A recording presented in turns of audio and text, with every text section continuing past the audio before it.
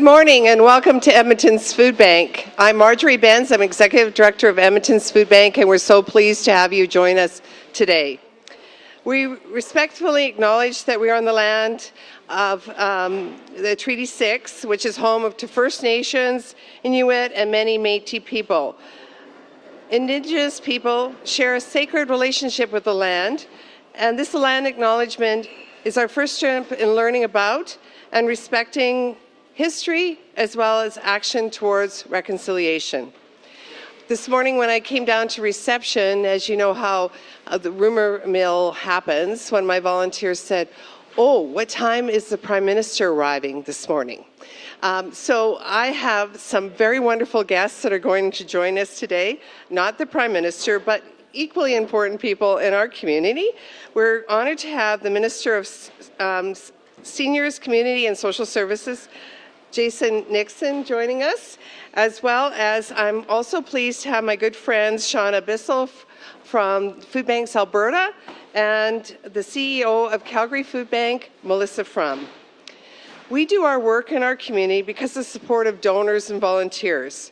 We do our work can by can and dollar by dollar. We appreciate the support from the Alberta government as we provide our important services in the community. Edmonton's Food Bank is a central warehouse that collects and redistributes food to over 300 schools, soup kitchens, shelters, food depots, and community groups. In August, we served 37,400 people through our hamper programs alone, which is a record high for our organization.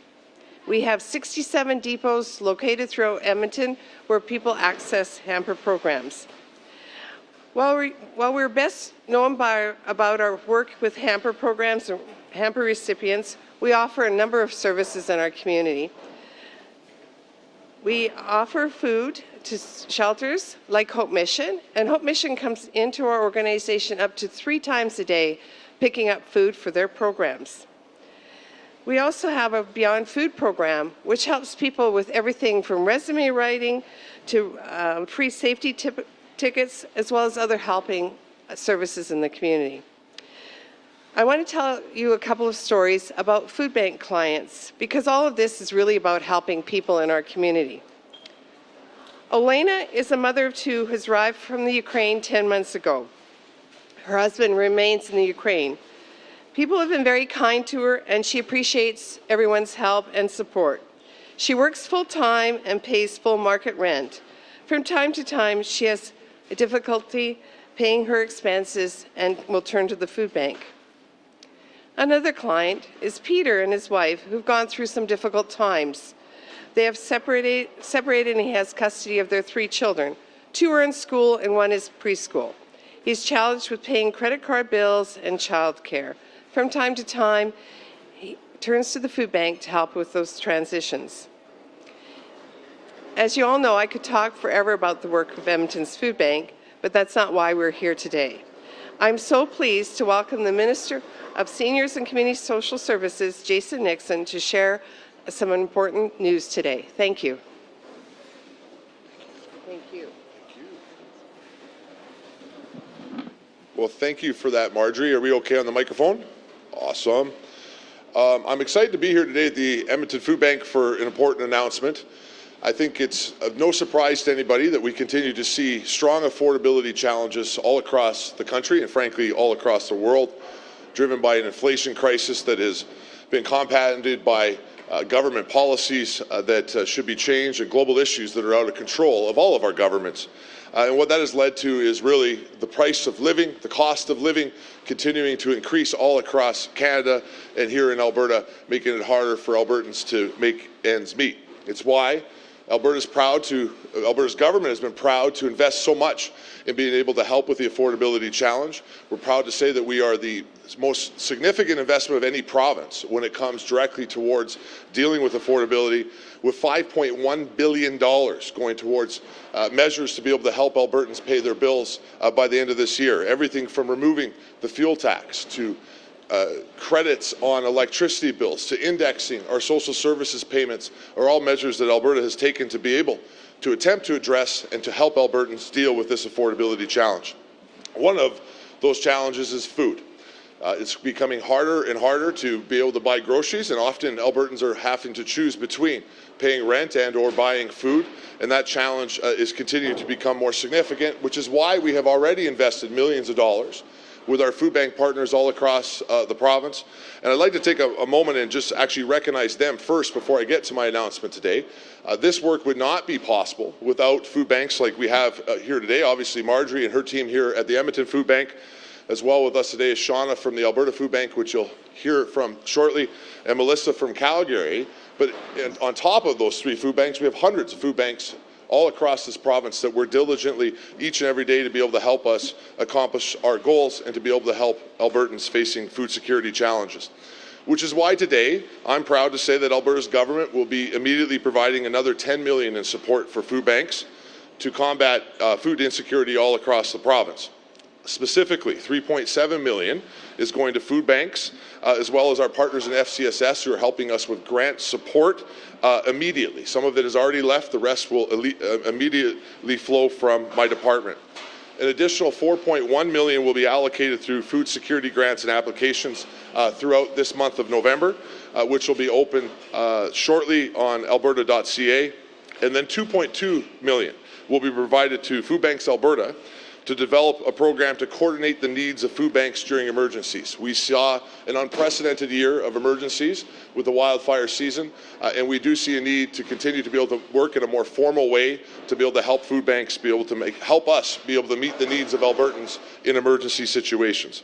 We continue as a government to be committed to, as my mandate letter says, provide adequate and long-term funding for our food bank partners, and we will continue to look for other ways that we can continue to partner with those important organizations to meet our objectives as a province and make Albertans' life a little bit easier.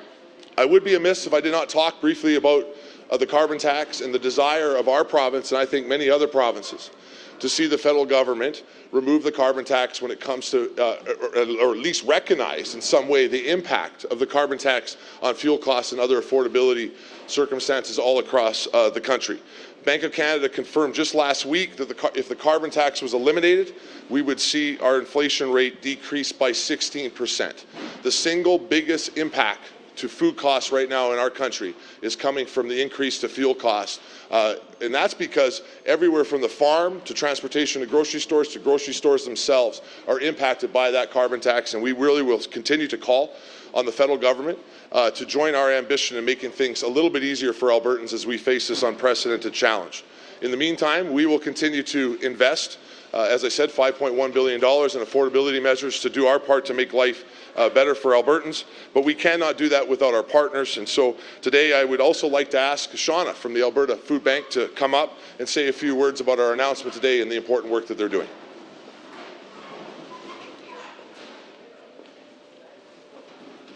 Thank you to Minister Nixon. It's hard to follow up someone that tall. Every food bank within this province is as unique and distinctive as the community in which it serves. They all, however, share one commonality, and that is a commitment to ensure children, families, seniors, and individuals do not leave their spaces hungry. This announcement today is about food, but just as importantly, it is about ensuring access to food, regardless of where you live within our province. This funding will support community food banks as they support their own with compassion, consideration, efficiency, and effectiveness. It will fuel the trucks that deliver food in rural and remote areas where transportation is a barrier. It will purchase the refrigeration to ensure fresh milk and eggs to children whose access to such things is limited. It will heat and life the safe spaces small-town Alberta food banks provide to people needing not only food, but also community connection, resources, and understanding. Food bank usage in Alberta continues to rise year after year, with food insecurity remaining a serious and pervasive issue. There is no one solution to addressing complex social problems such as this, but all solutions require the kind of cooperation and collaboration we are seeing today as government, organizations, and community come together to address the need.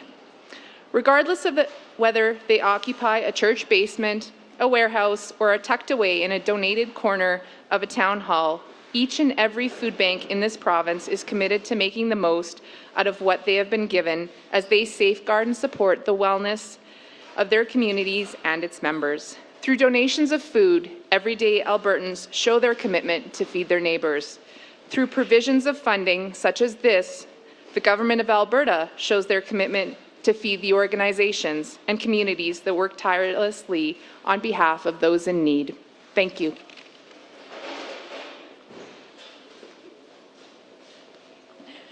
Thanks, Shauna. This is a welcome announcement, and it's really wonderful to be here. Food banks like the Calgary Food Bank have been operating for the last 4 decades in our province, backed by our communities, for our communities. And while I'm really grateful to be here today and to have an announcement like this that supports us in so many ways, I wish we didn't have to be here. Since 2019, the Calgary Food Bank has seen a 140% increase in client visits. In just the last year, we have seen an over 30% increase in client visits. We are seeing the impacts of our cost of living crisis every single day, where access to nutritious food is becoming increasingly unattainable for people who otherwise would never have imagined that they would need this help. The financial commitment that our provincial government has spoken about today is going to enable us to ensure that we support food insecure Albertans so that they don't have to worry about where their next meal will come from, a basic fundamental need for everyone. We know that things are especially challenging right now because when we look at where our clients are coming from, it is more diverse than ever before.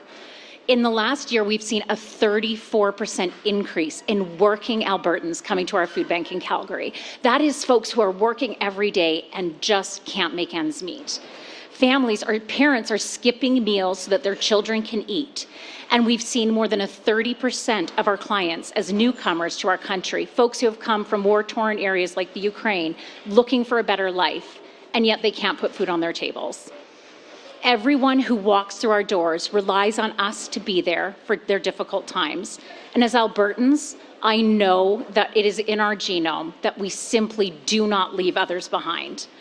We can't be there for our clients if we're not working together with government, with our sector colleagues, with our community, with our donors, and with our clients. And as we respond to these increases in demand and these complex needs during this time, we are so grateful to have a provincial government who is responsive to our needs. This additional $10 million will build upon previous provincial support that will help us to respond swiftly to these increases in demand that we are seeing. And we hope to continue to work together to meet these immediate and urgent needs as we think innovatively of how we can ensure sustainable ways to support our communities into the future, in keeping with our core values of by community, for community. Thank you so much, Edmonton Food Bank and Marjorie, for hosting us today. It's so wonderful to be in this environment and see these volunteers working so diligently behind us to help their community. We'll now move to questions from the media. We'll start with reporters here in the room. If you could state your name and your outlet, we'll do one question, one follow-up, and then we'll move to the phone lines. First question.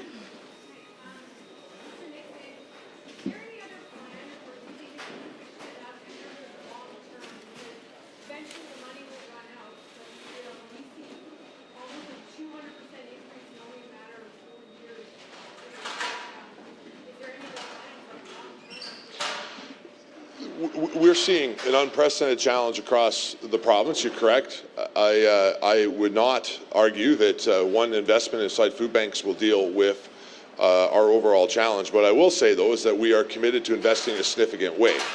We as a government have to choose the best way to be able to utilize resources to have the most significant impact.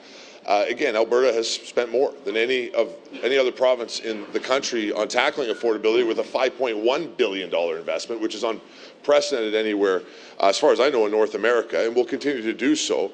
This is building on some investments that have already been made in the food bank sector. We were the first government in Alberta to actually invest directly in food banks. We've got about $26 million invested in food banks so far over the last year and a half, maybe just slightly longer than that. And it's in my mandate letter to be committed to and making sure that we have long-term adequate funding for food banks. And so as we go in the next fiscal year, we'll have a look at what needs to be adjusted to be able to achieve that ambition. That said, we saw some great results last time that we invested $10 million in food banks, and we're anticipating that we will we'll see the same going forward with this money. Just as a follow-up to that one, I guess I meant more on the frame of like not just money, like, you know, we see grocery store prices and stuff like that. Let me know if you want to. You know, it's why I brought up the carbon tax again today. That's only one policy issue, but when we know that there is one measure that can be removed, whether permanently and or temporarily, by the federal government that could reduce our inflation rate by 16% overnight, we can't ignore that. The reality is that the hardest thing for us to adapt to is when it comes to combating inflation, the affordability crisis, is food. Some of the other areas where we see particularly fuel costs or heating costs or electricity costs, the government has some direct levers. When it comes to food, we don't. And the number one way that we can make things more affordable when it comes to food is to lower the cost of fuel. The reality is that everything comes in our society either by truck and or train. And so if we can get our fuel costs down, we can be able to help every Albertan, including food banks, be able to have a little better price at the grocery store. It sounds like your team has crunched the numbers essentially in terms of how much you have invested and plan to invest. As far as how far that $10 million will go, do you have any idea of how long that will last? Maybe the food bank could also speak to this. And yeah. Well, I'll ask anybody from either of the food banks here if they would like to elaborate on the impact on their organization. We do know that this is going to touch all of the permanent food banks that we have across the province and have an impact on each of their operations in a different way. I mean, the cool part about food banks is you have everything from here, a very large food bank here in Edmonton, and you can go back into my hometown of Sundre, and the food bank will look very, very different, but it's still absolutely critical for our community. And so different amounts will impact each of these organizations in different ways. But it's a clear statement and a clear emphasis that that partnership that we started about a year and a half ago with food banks is going to continue, and that the Alberta government wants to continue to stand side by side with food banks as they do their important work. And I don't know if any of you guys want to add about impact to your organizations? Because, I mean, at the end of the day, just like parents, they all have grocery bills. You know how much money is. So just like some real numbers would be great. Why don't I... So they're scared to speak specifically to real numbers without making sure they double check it. What I can do, though, is I can commit that we'll quickly follow up with you right after this and make sure we're giving you an accurate number. Great. Okay. Next question. Okay, if we don't have any more questions in the room, we'll move. Oh. I'm Annie from CBC French. Maybe more for the food banks, but Christmas is coming. Do you think it's going to be enough for you, like this money? I'll follow up a little bit on your question. You want to try that? So earlier in my comments, I tried to demonstrate the volume of people coming through Edmonton's food bank and the enormous need we're seeing, as well as, of course, Calgary is seeing more and more people coming to them, and rural food banks are seeing that growing demand. I think that this beautiful gift from the province of Alberta will help bridge us and provide some much needed support as we're going through these challenges, but it doesn't take away from the important work and contributions of our volunteers, for example, that are packing hampers, or food or money donors that are helping us each and every day do the work that we are doing. I think, again, it speaks to that pooling and that commitment to try to address food security that we're all working together with. And we're really pleased that the province of Alberta is working with us to make that a relationship, as well as, make an impact on the lives of people that we're serving each and every day. Do you have a follow-up? No more questions in the room? Okay. I'll add one thing to that, actually, if I could. I think that emphasis on the importance of non-government organizations like we're in today, as well as their volunteers, is something that our government wants to advertise and be very loud about, and something that Alberta should be proud about. We have some of the largest volunteer numbers anywhere in the country. And as we go into Christmas, we know we depend on these organizations and their volunteer base and their donor bases to be able to help us be able to meet our social obligations across the country. I got to be the executive director of the Mustard Seed in Calgary for many years, and I can tell you we depended on our 11,000 volunteers and the government to work together to be able to accomplish our goals, which is why you continue to see Alberta Alberta's government work with organizations like this rather than to try to tackle these problems ourselves. Next question. Hey, Travis McEwen, CBC News Edmonton. You talked about federal policy being a big part of this and basically preventing people from coming to the food banks. And this morning, Jagmeet Singh ended up talking about he proposed basically giving more power to the Competition Bureau so that there was more competitive prices at the big grocery chains. Is that something you would like to see, or why not? I'm always happy to see the Competition Bureau making sure things that are fair for consumers. We encouraged that to take place when we made the decision to remove the fuel tax in Alberta to make sure that consumers were being treated fair at the pump. But I want to be clear, the single biggest thing that could be done tomorrow is not another committee, not another meeting. Justin Trudeau can immediately go in the House of Commons and at least temporarily suspend things like the carbon tax to help Albertans pay for food, for heat, for their fuel. This is impacting the cost of all of our lives. Again, that number, 16% immediate reduction in our inflation rate, is something that the government cannot ignore for much longer. So I do hope all of our federal colleagues immediately look at that, and let's come together and give Canadians the best Christmas present ever, which is remove this tax, because it's really impacting our bills right now. Do you have a follow-up? Yeah, for the food bank folks here, we heard it in the speeches a little bit, but if you can kind of answer how you see this money being used to make an impact for your organizations. Kind of the day-to-day or long-term. Yeah, there's a few different ways that food banks can access these funds. So there's some funding that goes to the day-to-day, and then there's some funding for emergent needs, and also some funding that allows us to perhaps look at some innovative ways to look at our operations and do things differently. So I think that's just such a great multifaceted approach, that it's not just the Band-Aid of feed today, but that there's different mechanisms with which we can apply for this money, so that we're looking at things differently. On the day-to-day with the immediate needs funding that we're receiving, honestly, we're just at a point where every bit helps. And so I think that this funding will just be put to good use in terms of food purchase and supplies to feed Albertans at the end of the day. Just on that note, has anything changed in the last year or 6 months that you guys have changed? I mean, you've never seen a demand like this in ever in any of the food banks. Even stuff like how you pack boxes or how much food you give per family. Like, has anything changed to, I guess, evolve or accommodate this crazy amount of people? I'm 6 months on the job, so I'm going to let Marjorie answer that. So people have been very kind to us as an organization, both with their kind donations of food or money or time. The challenge we've had as an organization is the number of agencies approaching us for food, as well as the number of people coming to us for food. So at the beginning of last year, and we were very transparent with the broader community, we did make some programming changes. So we changed the size of the hampers slightly and modified them so that we could keep up with this growing demand.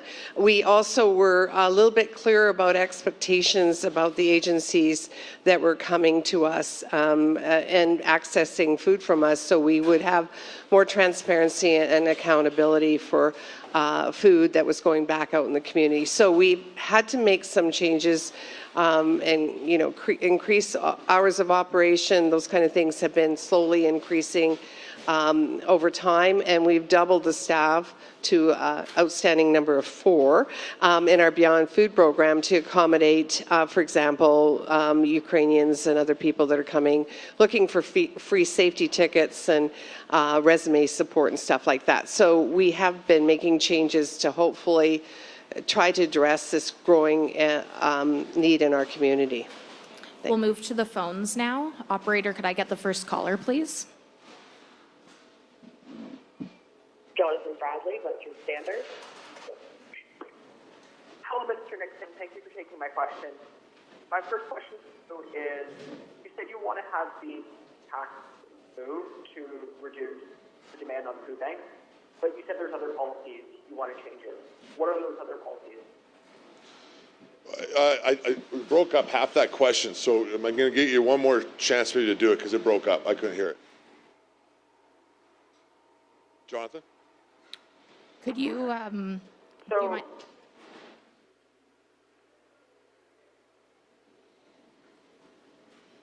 maybe swing right back to him if you guys got something else. Okay, Jonathan, I can follow up with. Oh.